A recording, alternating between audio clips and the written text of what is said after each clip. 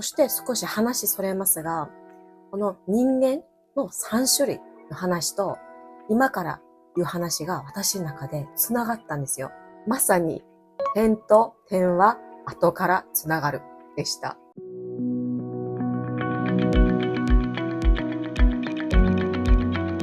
い、皆さんこんにちは。立花さゆりです。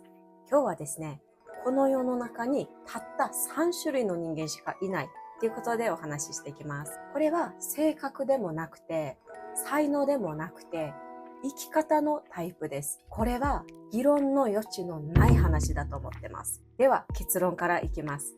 まずギーバーです。そしてテイカーです。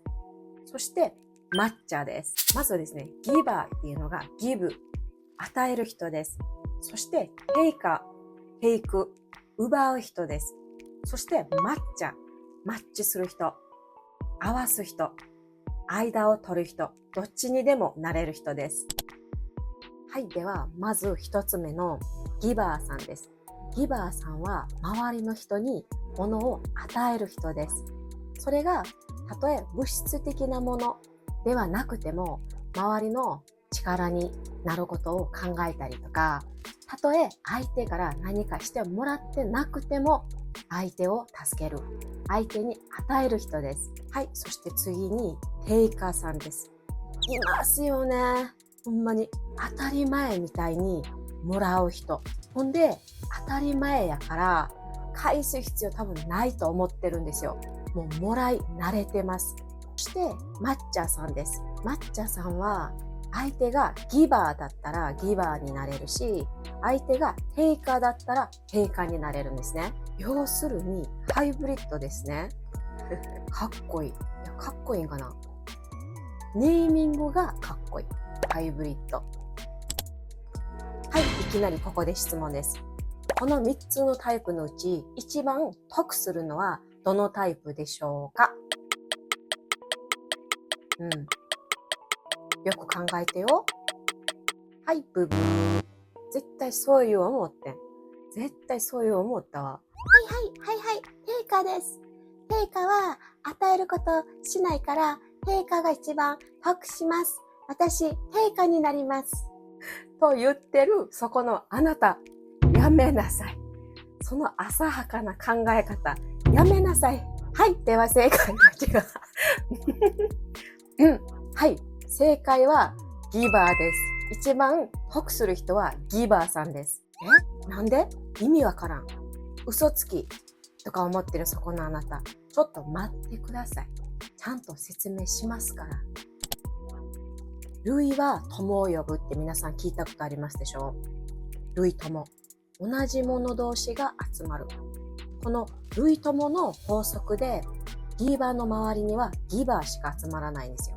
なので、このギバーたちはお互いに感謝や幸せなことを分かち合うから、結局全員がハッピーってわけですよ。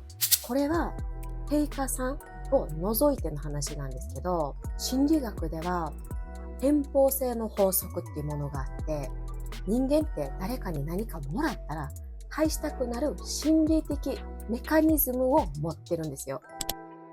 そして少し話それますが、この人間の3種類の話と今から言う話が私の中で繋がったんですよ。まさに点と点は後から繋がるでした。私が一番大好きな日本の経営者、稲盛和夫さんの本に書いてあったんです。この世の中にも地獄とそして天国も存在すると。しかもその2つが全く一緒だと。地獄にも天国にもある大きな釜があって、その釜の中には美味しそうなうどんが煮えていると。ところがそのうどんを食べるのには一苦労。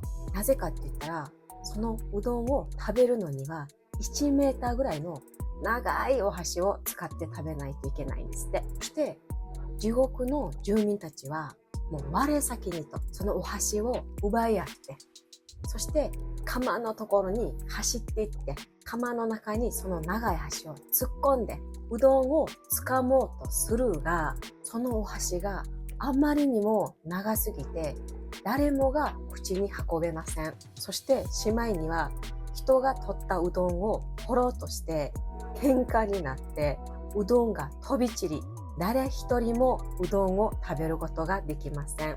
目の前の美味しそうなうどんを見ながら飢えて痩せ衰えてる、このざまが地獄なんですって。一方で天国では同じ条件でも全く違う風景が繰り広げられていると。みんなが自分の長いお箸を使って釜の向こう側にいる人間のお口に運び、あなたからどうぞと先に食べさせてあげる。そして食べた人はありがとう。次はあなたの番です。どうぞとお互いに食べさせてあげる。天国ではこういう風に穏やかにうどんを食べて満ち足りた心になれる。はい、以上です。とても素敵な話でしょう。満ち足りた心で相手の助けになろうと思えば、類は友を呼ぶという法則で、同じ波動を持った仲間が集まって、それで天国に生きれるんだなと改めて思いました。はい、あなたはどのタイプですか？ギバーですか？テイカーですか？それともマッチャーですか？ぜひコメントいただけると嬉しいです。ぜひ今日から誰か一人に先に与える人になってみてください。と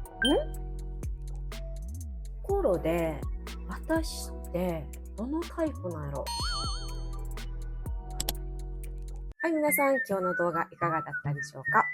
いいねと思った方は、いいねボタンと、そしてチャンネル登録よろしくお願いします。そしてぜひぜひコメントお待ちしてます。